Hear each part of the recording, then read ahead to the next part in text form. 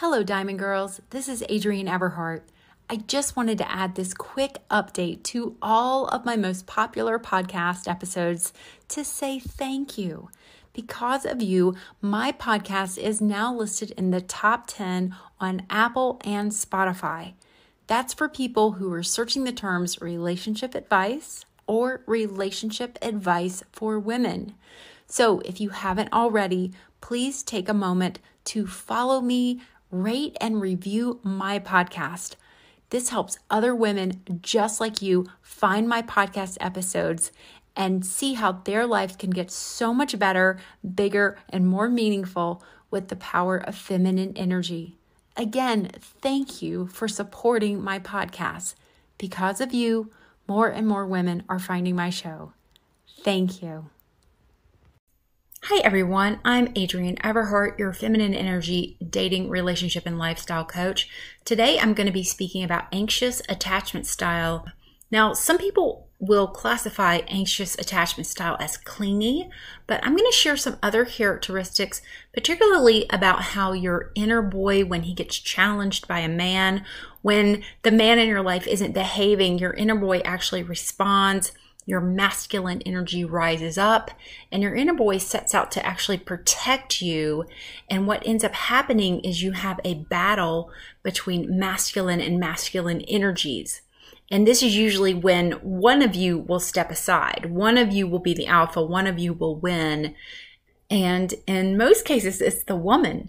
The man doesn't really want to fight a woman and he will just shrink away and go away. So if you feel like your anxious attachment style is like driving relationships away from you and you can't keep a guy, in this podcast, I'm going to share a tool with you that I have used for myself, my clients. It has brought about all kinds of wonderful healing. I think it is really, really worth a try. So make sure to stick around to the end. I'm going to talk about how attachment styles, this is a very popular topic right now. And again, I'm going to give you a specific exercise, not just theory, but a quick rundown of what I'm going to speak about today is, first off, are you truly an anxious style? Is this style really what you are? Or did you just develop it as an adult? Or did it get triggered from childhood? Have you just been hurt and you're like, this is what getting hurt looks like. This is what abandonment looks like. So yeah, I'm naturally going to be on alert for if this is about to happen to me. I'm going to talk a little bit more about this label of these attachment styles. The second point is about the misidentification that the brain makes where we look at a man as being vital for our well-being, vital for our survival, and we get into this very urgent frame of mind. And I talk about how masculine energy is very urgent. It wants an outcome right now. It wants to solve it right now. And how this is not feminine energy, but it's just a mistake. It's just a little miswiring that your very wise but ancient brain is making in seeing that this person is vital for your survival. So I teach you how to get back into your boundaries, find your feelings, instead of looking at this as this person is for your survival. The next one, the third one, is about masculine energy control. Control is all about feeling angry and unsettled and unsatisfied and upset and worried because something is out of our control. And again, this leads back to masculine energy where we want to control the outcome. We want to control what this person is doing, how they said it, when they said it, and how we feel about it. We're constantly trying to protect ourselves, and we're playing chess.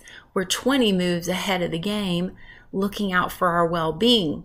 This is very much a fight or flight type of response. Don't worry. The next part is I have an inner boy exercise to get in touch with this part of yourself and begin to heal it by taking the wheel of the ship back. Your inner boy is no longer driving your relationship. So buckle up. This is going to be a wonderful ride. I cannot wait to share these tips with you.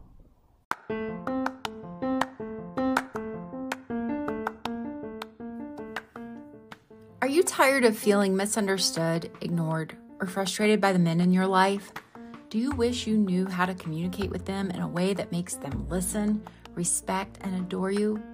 If you answered yes to any of these questions, then you need to check out my ebook, 500 Ways to Talk to a Man.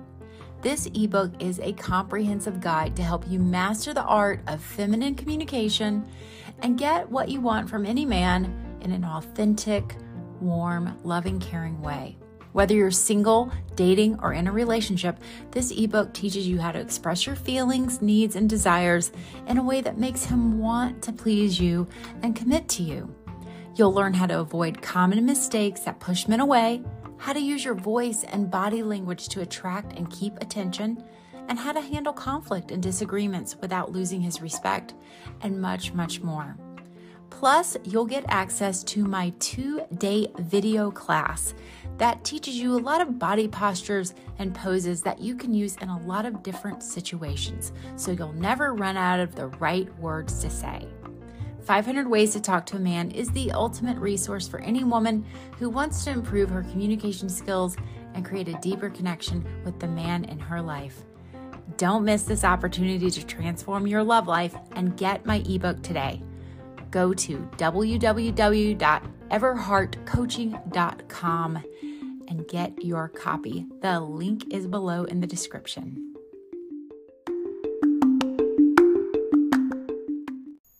If by any chance you haven't heard what attachment styles are, I'm going to talk about attachment theory. Attachment theory is the joint work of John Bowlby and Mary Ainsworth back in 1991. They basically put together a lot of different concepts and information about how we develop as children and how we respond and react to different stimulus in life. And they came up with this theory. There are 4 styles. I think the 4th one actually came later after some additional work. But the first one is secure attachment, where I'm secure, I feel good in a relationship, I'm not worried about my partner leaving me. Another one is ambivalent insecure, avoidant insecure, and later that the researchers found that disorganized insecure. So when we talk about anxious attachment style, it's a label that you put on yourself that I tend to be anxious about my relationships. There is some belief that if as a child, one or both of your parents were not dependable, that they were loving and wonderful to you one moment and then wildly abusive, or would neglect you, or would abandon you at the drop of a hat, that you would grow up to be a person who has this sort of attachment when you get vulnerable in a relationship, that you're afraid of that person leaving you. You're kind of wondering. Now, this makes me think of a rescue pet I had that, in truth, his family abandoned him. I had to take him in, and he was very anxious. It was a lifelong battle of his anxiety. So I know that this is real. I just think as humans, we have a little more room to grow than, say, the mind of an animal, of a dog. So I'm going to help you get out of this abandonment or anxious attachment style, because no matter how your parents raised you, if you were brought up with a controlling parent, a helicopter parent, or a parent that was just there sometime but then abusive other times, all of that is very much in your past. And this moment that you're in right now, you are the adult. You are in control of your life. And to some degree, you have power over choosing your own thoughts. And your thoughts lead to your feelings. So there's going to be a knee-jerk reaction. That's your brain doing its job, helping you survive. And then there's also, I'm making this effort to really look at things differently and reframe and observe myself. So going on to the first point here, I'm not into labels because when you focus on the label and the title and the characteristic, instead of really doing something to help yourself in the relationship, you just end up Googling yourself into madness and Googling and researching and reading more and more and watching all these videos about anxious attachments instead of, hey, here's some solid how to help you. So I want to teach you not just the why, but the how. The why, however, it helps you understand why you feel the way you do.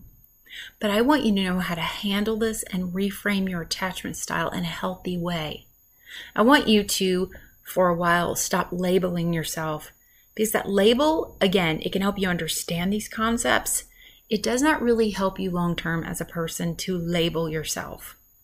I want you to begin to label yourself as the person you want to be, the person you know you can be, which is secure, healthy, functioning, and balanced. So again, at the end of this podcast, I have an exercise or a ritual of sorts to help you with this. As a feminine energy coach, I'm teaching you how to balance your masculine and feminine energies in your relationship, your work, and your life. And what troubles me about anxious attachment style is that I looked up the statistics and I really found they were all over the place. I found a real wide array of statistics about how many people are secure, how many people are anxious, how many people are avoidant. I found a big mix in those numbers. And this got me to really thinking that maybe I'm just this coach who attracts a lot of people who believe that they have an anxious attachment style, or you have later developed it in life and you're feeling just a little bit of neuroses over this. I will raise my hand on that one. You can't see me, but that's where I think I fall into. Or maybe you're just really having this anxious, normal attachment to fears, a normal reaction to fears.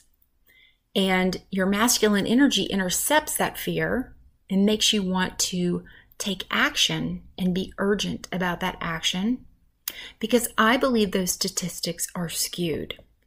I think they're skewed. So as the attachment styles became very popular, I looked back on my own relationships. And I began to see attachment styles every time I turned on YouTube, every time I listened to a podcast, someone was talking about anxious attachment styles. So of course, I began to look back on my relationship with my first husband. And I looked at the man after that. I call him the artist. And then I think about this and I'm like, okay, my first husband, he was a workaholic. He was avoidant. He would sometimes prefer porn to intimacy. So yeah, I became anxious about this. I wanted to be married. I wanted to have this happy, wonderful family life where I knew when my husband, approximately when he was coming home.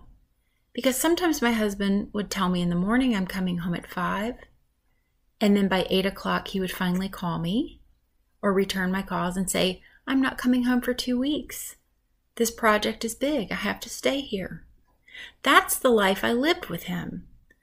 A couple of times we were set to go on vacation, and the night that we're packing and leaving in the morning, the oil hadn't been changed in the car. The car was on dead empty. And then he told me, by the way, I have to work through the weekend. We can't go on vacation just yet. We're going to have to wait until Monday.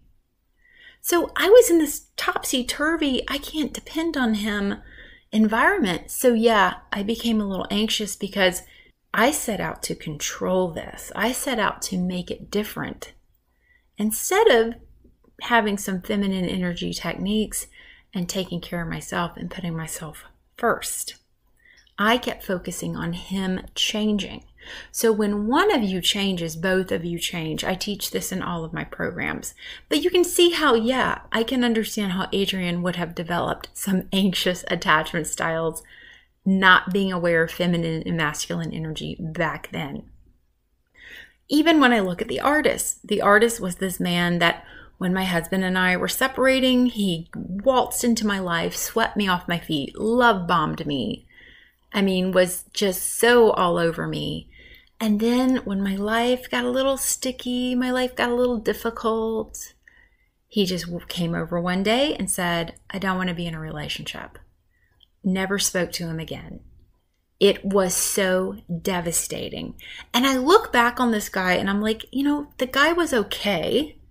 There were some things about him I really didn't like he was dead broke. He was a big crybaby. He had some issues with, managing his emotions big time. So why was this so devastating to me? Okay, I had anxious attachment style. It makes so much sense now. Not so fast. I think it's a little more complicated than just my mom was present and my dad was sometimes not present. I think it's a little different between having hot, cold parents or having caregivers early in your life who were one way 1 minute and then kind of avoidant and neglectful the next. But that did happen to me. I did have imperfect parents. I had a dad that suffered with some sort of bipolar issues, so one moment he would be the most amazing father. Another moment he would be yelling at me because I bought a spiral notebook. These things didn't make any sense, right? So how could I have a parent who was so loving and wonderful, and then any minute, if I responded in a way that he didn't find appropriate, or if I showed any sign of anger or upset, any sign on my face that I was angry or upset, I was punished for it. So, okay, my mom and I were the ones who always left him, though. And when we left him, I was super happy to leave as a kid. But I get it. It's in my background, and it's probably in your background too. I doubt any of us had perfect parents. I'm sure we've all experienced some sort of abandonment or a relationship ending or losing someone we really, really love and it feeling completely out of our control. But that control, I believe, is the answer to this anxious attachment theory, or this belief that you have that you're just this personality type. And you might know all of this cognitively, but not understand what you can really do to help heal yourself from these events. So you can understand why I believe that anxious attachment style is something that either gets triggered in us later as adults when we do get abandoned, or it's always been with us. We've always been this way in all of our relationships. But that's just not the case for me. Growing up, I was very secure in my relationships. If a guy broke up with me or if I broke up with a guy, it was like I was moving on and I was totally okay. I remember one boyfriend in my past, he kind of did a revenge breakup on me and it really devastated me because I do think there was some planning involved in really putting me on top of the world only to watch me crumble and fall back down. I do believe, yes, that he really kind of orchestrated this because he was so hurt and I had nothing to do with his hurt. But look, long story short, we've all had some sort of complicated relationship that ended and it really devastated me, but I was over it in about 2 weeks. I had a good cry. I did a little bit of grief assessment. I read a book about grief and grieving. I use a lot of those tools actually in my program ABCs to get him back, and I moved on. And then the next guy I met, I wasn't super anxious he was going to leave me. I was always feeling like, is this guy right for me? I don't know. Is he right for me? So again, you've labeled yourself as anxious attachment style or you're curious about it. But I do believe this has everything to do with a man's behavior being topsy-turvy, hot, cold, and it's not in alignment with what feels good and right to us. We're very much aware that this person is being wobbly. They're going to the left and they're going to the right. And we see that, we sense it, we feel it, and our brains get alerted to this. And that can make you feel anxious because you go into some sort of fight or flight. So this moves me on to my next point, which is your brain has misidentified this person as vital for your survival. So this is one where you're going to have to understand you are not your brain. And I want to share more about this because it really gets skipped that our brains learn from trauma. The smallest little thing they pick up as trauma that we recognize or continue to chew on or ruminate or think about, they see it as trauma. So when your brain attaches to trauma, it's going to do everything it can in its power to warn you that it's about to happen. And this happens when people have panic and anxiety. Their brain will begin to see ordinary events as traumatic or scary or fearful, when in fact these events are totally neutral. what we're thinking about them, what we're projecting about them, the meaning that we're giving them is not neutral. We're seeing something as scary when it's really just neutral. Okay? So to survive, your brain has incorrectly seen a person as necessary for your survival. As a child, yes, that person was necessary for your survival. As an adult, no. I want you to think about this in terms of addiction. Addiction works this way. Your brain will see a drink or drugs as relief. It's when you get to relax. It's when you get to unwind or take the edge off or escape your problems. And so your brain thinks that this is how we can help heal ourselves and make ourselves feel better. But then that addiction grows because your brain can't tell the difference between something that's helping me and hurting me. So suddenly every day in your life, you don't really want it there, but your brain screams for this relief, and it's an illusion. We're needing relief from something that is an illusion and something that the alcohol or the drugs doesn't help in the first place. So relationships can be the same way. We can really, really want a man in our life that ultimately might have been great company. He might have been awesome in bed, but was he really there for us? Was he really there? Is he consistent? Is he nurturing? Is he loving? So you begin to look at this from the perspective of your brain is going to identify something as being life-saving for you, that's going to be helping you due to some sort of experience you've had in your past. Your brain will identify this. I call it neuroses, where we begin to see a man as the only way we're going to be happy in life. And the reality is, this is not true. This man is just neutral. Your reality and your experience of if you are happy or not, you are experiencing happiness and joy, has everything to do with the thoughts you're thinking and the choices you're making. And these thoughts and these choices become very automatic with our brain. So this is the wonderful thing about feminine energy. Feminine energy intercepts this automation, and we're able to step in and notice how we're feeling in our bodies, what this feels like. So let's look at that man that our brains have misidentified as a person vital for our survival. Put him in front of you, and you may love so many things about him, and you may be attached to this person.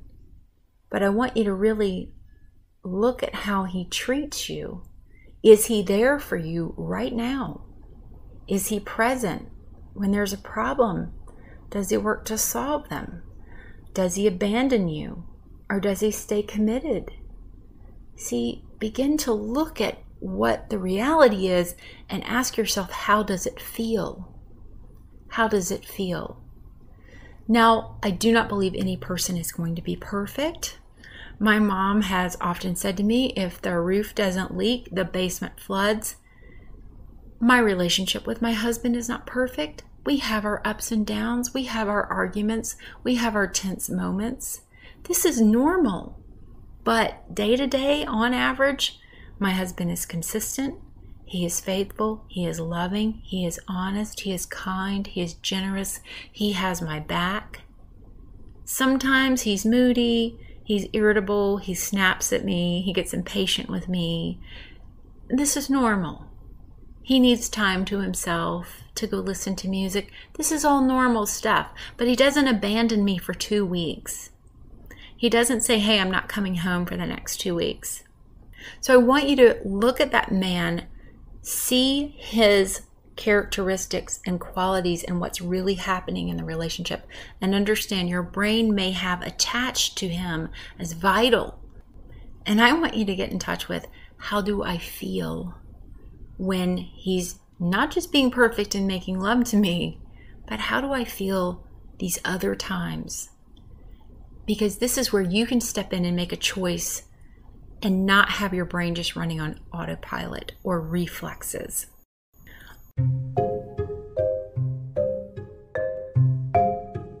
Hi, this is Adrienne Everheart, and I'm curious. Are you ready to attract a loving partner and create your very own happily ever after? Maybe you've seen my growing list of testimonials on my Instagram page, or somehow you've been drawn to my work with feminine energy. I've helped a lot of women find true love, get engaged, married, and some even remarried. I want to help do the same wonderful thing in your life. I want to share Fem Tools for Dating. It's a program on my website and it's waiting for you. You see, dating can feel really difficult, and I teach you how to go from feeling invisible and intimidated online to creating connection with men and calling forth quality men into your life. Step by step, I guide you from the very first hello to happily ever after. I teach you so many feminine energy tools along the way and so much more. Now, if you want a coach that gets results and has methods that have helped women all over the world, Fem Tools is available when you need it.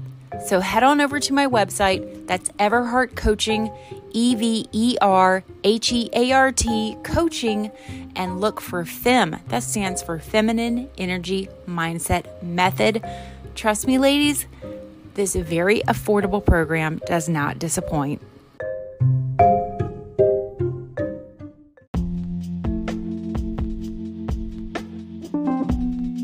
What if you could choose the types of men that were attracted to you? What if you could decide on how your partner would respond to you when you're grumpy, need love, support, or choose how your man will walk back into your life and ask for your hand in marriage? This is where my self-study program, New Man Manifesto, can dramatically call forth not only the type of man you desire, but the behaviors and characteristics that align with your values. Here's a testimonial from Laura in British Columbia. New Man Manifesto helped me transform my love life in ways I never imagined. I was heartbroken from a breakup, and this program got me focused on what I did want in a partner and helped me move on from a man who was wasting my time with empty promises. The more I practiced my feminine energy and manifesting tools, the more quality men began to appear in my life. After learning how to date again and finding 2 great guys to quantum date with, an amazing thing happened. My ex began texting me, asked me on a few dates, and recently proposed, and now we are engaged to be married. I turned my life around from being angry and heartbroken to manifesting a loving relationship and being at my very best. If you want to learn more about my feminine energy tools and manifesting, visit my website, everheartcoaching.com/NMM. That stands for New Man Manifesto. And be sure to check out my program bundle. For one low price, you can get all of my programs and ebooks.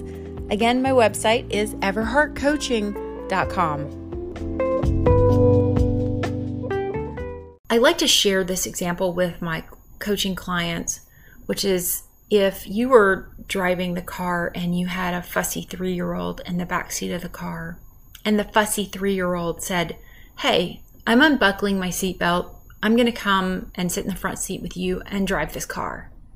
And you're going down the highway around 75 miles an hour. And the kid unbuckles its seatbelt and begins to wiggle its way up into the front seat to sit in your lap and take the wheel. What would you do? How would you speak to this child? You would be very firm and you would say, "You are going to keep your butt planted right in that back seat. You are going to keep your seatbelt on. You are not doing the driving. I am the adult. I am doing the driving."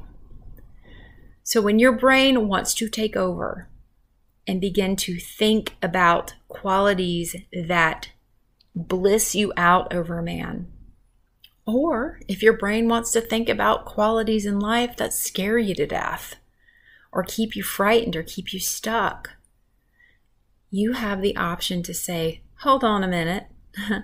I am the adult. I'm in charge here. I appreciate your input. I appreciate what you're thinking and what you're sending me, but I'm the adult and I am in charge." So remember, this is up to you.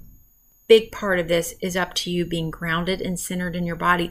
But when you're on autopilot and you're making all of your decisions like they're reflexes, this is when your inner boy is just running the show. So let's talk about the next point, which is anger. Now, in my world, anger equals control. Whenever I find myself really angry, I can ask myself, okay, what am I trying to control? And there's just always something I'm trying to control. Just this morning, it was one of those mornings where I spilled water 3 times. And to me, there's kind of nothing more upsetting than suddenly spilling water. And I went to water a plant and the water splashed out of the plant. I got angry about that. I went to change my humidifier. It tipped over. I got mad about that. I went to put water in my dog's dish and it spilled out on the other side.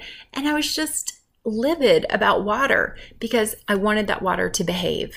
I wanted that water to be doing what it needed to do, which was follow gravity the way that I want it to follow gravity and just stay where it's meant to be. And so when something's out of our control, if a person cuts you off in traffic, if a man doesn't do something the way that you want him to do it, child doesn't respond the way you want them to respond, you get angry. This is about control. You get angry when someone or something is out of your control. And guess what? Everything is out of your control, ultimately. Control is a huge illusion.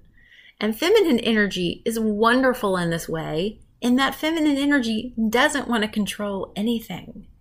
The only thing you do have control over is your lovely, wonderful, beautiful self. So most of my clients and their masculine energy come across as controlling because when your inner boy is threatened, he goes in to protect you. He puts on the boxing gloves, he puts up his dukes, and he's ready to battle whatever is in front of him, and it is usually another man. Rarely is it another woman, but that can happen too.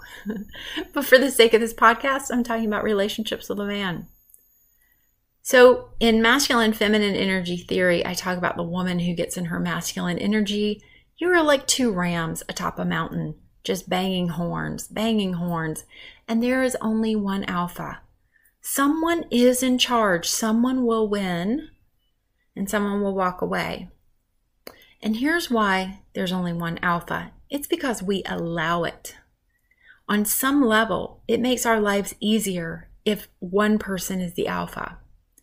So in a way, you can look at it as, I delegate this person to be the alpha because they protect me, they take care of me, they're looking out for me on a bigger scope. And I'm going to also look out for myself. I'm also going to think about myself on this bigger scope, but I'm going to let this other person be in charge, but I'm also going to be able to speak my boundaries and my preferences. Now, this is about being in a relationship. The only reason you would want to be in your feminine energy at work, or if you're having to speak to a contractor or at a neighborhood association meeting or a PTA meeting, is if it serves you to be in your feminine energy. I do recommend you be in your body as much as possible and be aware of what you're feeling and aware of what you're thinking, because what you're thinking is leading to what you're feeling. And no, you've got some flexibility about that. You have some flexibility over choosing your thoughts. So I've given you some why here. I've given you some talks about anger and control. I've spoken about how your brain misidentifies a person as vital. And I've let you understand that attachment style might just be based on some bad breakups you've had and some bad situations you've had with people. I want to share with you a popular YouTube video I have. It's in my whiteboard series where I discuss being the queen of the world. Now, the queen of the world believes that people need to behave in a certain way. The queen of the world will say something to her partner and watch him very carefully. And when he doesn't respond the way that she thinks he should, she gets mad because he's out of her control. He's not responding the way that she wants him to respond. He didn't load the dishwasher a certain way. He didn't say that he was sorry that you got hurt when you fell and hurt your knee. And it's really about controlling people. Look, I have this at airports real bad. I feel like at airports, no one should be talking. No one should be speaking except the people who work at the airport. I want airports to be quiet. I don't want people to be like chattering and on their phones, being on their phones, talking out loud. I think it's so rude. People do it at the gym and they have these long conversations and I just can't stand it. And I have to really reel in my queen of the world who believes that everyone needs to be quiet at airports. Everyone needs to stay off their phone at the gym. This is my rule. But these people have every right to have every conversation they want to have in the world. Why and how it's triggering me is my business. I have to find a way to cope with it because I cannot be the queen of the world and control how everyone does and says things. In a relationship with a man, women tend to crank this up to about 11. We crank it up on high because we want to control that man so bad to make our world okay. We are reflecting our inner world back on that man. This is what your ego does. It reflects what you're feeling back onto the other person. So I want you to keep in mind that when you're queen of the world, you have these expectations on your partner, and then you're anxious when they're not happening the way you want them to happen. An expectation, it is the root of all suffering. We're expecting this person to text back. We're expecting this person to respond a certain way. We're being queen of the world. We're being queen of the world and we're trying to control our partners. Now, let's get on to healing that. You've learned so much here today. I want you to now heal your inner boy and have a conversation with him. Now, I do have a YouTube video where I share this inner boy meditation. I like to think of it more as a little ritual. You might need to repeat it. You might do it one time and it just works great. And if you're driving in your car or you're doing something important, I want you to save this part of the podcast until you can sit quietly and close your eyes and use your imagination. And when you're ready, I'm going to begin. This is Conversations with Your Inner Boy. I want you to sit down and get really comfortable. Make sure you wiggle all the way into the back of your seat. And go ahead and take a few deep breaths. Just in through your nose, out through your mouth. Good. And this breath, inhale, raise your shoulders up nice and high. And exhale, let your shoulders drop. Good. Now, I want you to think about the last interaction you had with your partner where you felt like your anxious attachment style got triggered. Or if your partner wasn't doing what he should have done, he didn't communicate on time, he didn't show up, he didn't respond the way you wanted him to. I want you to think about how that felt inside your body.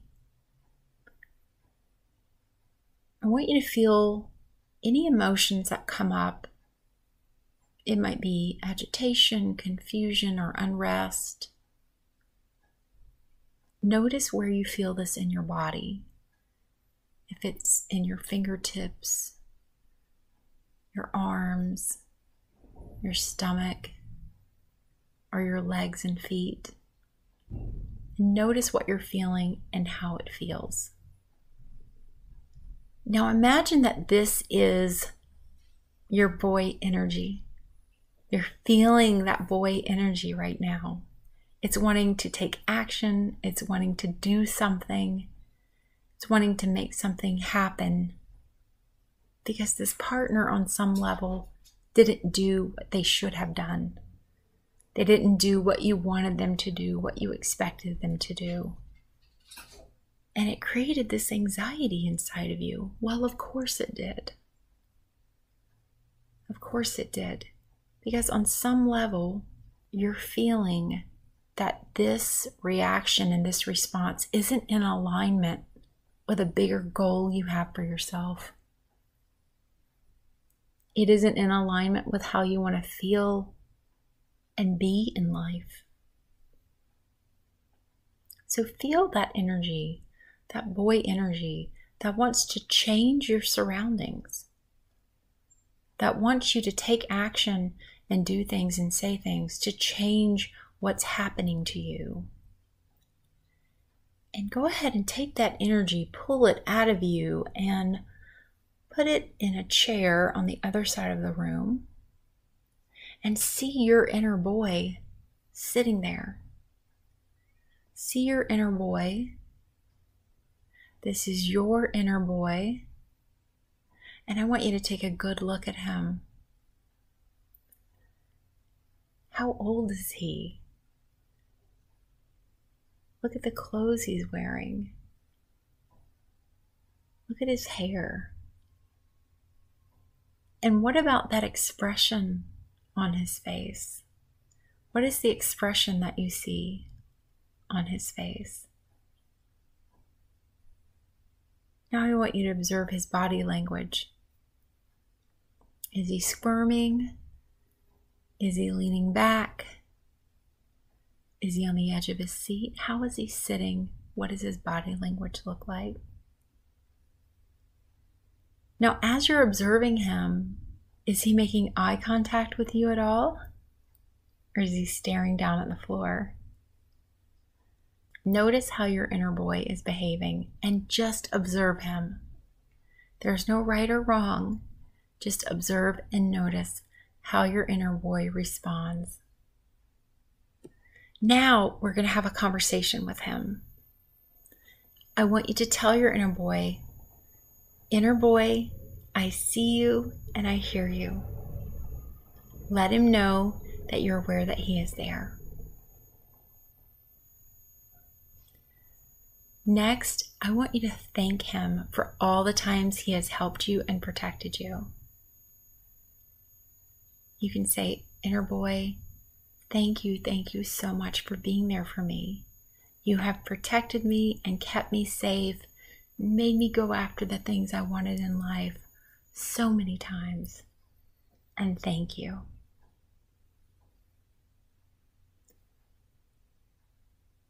But now it's time for a boundary.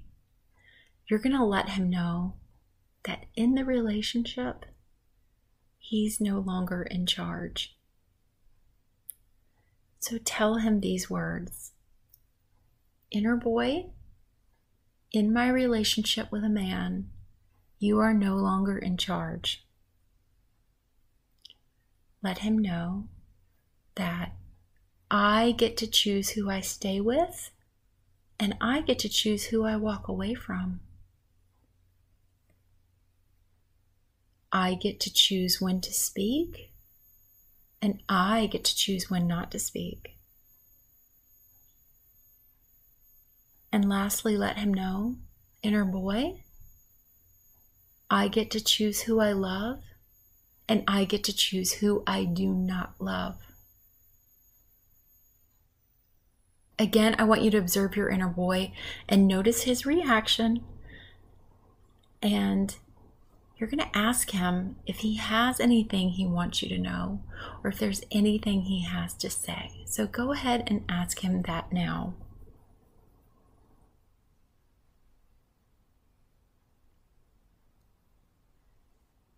Whatever your inner boy has said, whether it's an objection, or he has some issue with how you're handling your relationship, or he has an issue with the man in your life, tell him thank you. Say thank you, but I'm the adult woman in this relationship, and I am in charge of my relationship with a man, not you. You want to make that perfectly clear to your inner boy. You might need to repeat it several times, that you are the adult woman in the relationship with this man, and that you are in charge of your relationship with him, not your inner boy. So this last part I really love, because it allows your inner boy to do what he does best, which is inspire you and keep your life moving in a direction that you want it to be going. Just nothing to do with your relationship, not really. But ask him, if there's something he wants to do, ask your inner boy, hey, is there something that we should be doing? Is there something you want to do? Is there a creative project? Is there something you've been wanting to do? And ask him this And as with all men, give him time to respond. It might take him a little while, or he might know immediately. But listen.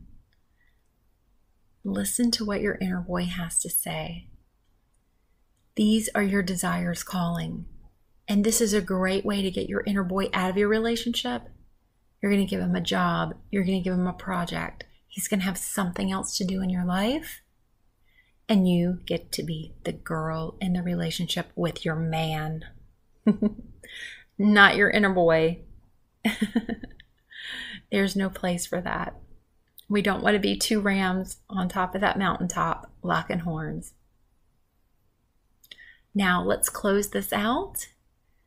And I want you to ask your inner boy if he would give you a hug. He may decline. But if he accepts, hug him, hold him close, and just gently absorb him back into your body. He has always been part of you, and he will continue to be part of you. If your inner boy really doesn't want to give you a hug right now, if he wants to ignore you, worry not. He is around you and he is with you always. He will continue to be near you and around you. In fact, he may pipe up still. He may speak up now and again with your man and have an opinion about what your man should or shouldn't be doing, or if he's going to reply or not reply or be on top of it. And you may begin to feel anxious. And when this happens, I want you to intercept him and let him know. Hold your hands to your heart and tell him, I am the woman in this relationship. I am the adult woman in this relationship, and I am in charge. I am in charge. You may need to remind him many times over that you're the adult. So instead of him prodding you and urging you to take action, and instead of your brain reliving all of these events in the past where people have walked out on you, people have abandoned you, and instead of your brain seeking for this ultimate control, you're queen of the world, wanting and expecting everyone to behave and act a certain way, you get to be the girl. You get to go, okay, I hear all of that. I hear all of you. But I get to choose how I think about this. I get to choose what I do. I get to choose how I feel about this. And be aware of that urgency. That urgency to solve it and fix it is always your inner boy coming in, trying to fix things immediately. And the reality of this is that if a partner is going to walk out and leave us, if a partner is going to abandon us, that anxiety doesn't help us. It doesn't help us perform better in the relationship. It just keeps us on edge and fearful of something that may or may not happen. But as always, this goes back to, in a relationship, these boundaries, these preferences, these are things that are important to me. And just make sure those preferences and those needs are not unattainable, and they're not in an attempt to control your partner so that you feel better. But yes, I prefer to have a relationship where we're in contact at least once a day. I prefer to have a dating relationship where I date a man at least 2 or 3 times a week. If my partner walks out of the relationship for 2 weeks at a time, this is not how adults handle conflict. This is not how adults solve problems.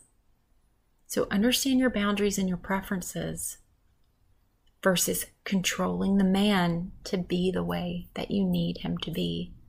And I think your anxious attachment style will be a thing of the past, because you're going to be in alignment with your body. You're going to be able to ask yourself the questions you need to ask to make sure you, the adult woman, are in charge. All right, everyone. I hope this podcast has been helpful. If you have enjoyed it, please take a moment to subscribe to my podcast and leave me a review on Apple Podcast. I would love to hear from you. And be sure to check me out on my website, everheartcoaching.com. Thanks so much, and I'll see you next week. Hi, everyone. This is Adrienne Everheart. If you're enjoying my podcast and also enjoy my YouTube channel, I suggest you go a little bit deeper into one of my self-study programs. I recommend everyone start with my ebook, 500 Ways to Talk to a Man. It also comes with a 2-day video class. This ebook has transformed the lives of so many women because I help you get aligned with your natural feminine energy and learn to speak and phrase your words in a way that really connects to a man's heart instead of challenging him with masculine energy. I can teach you so much more in my self-study programs. I have something for every topic that you may be interested in. And of course, New Man Manifesto, which is a 12-week manifesting course. It comes with homework and lots of extras. So head on over to my website, everheartcoaching.com, to learn more.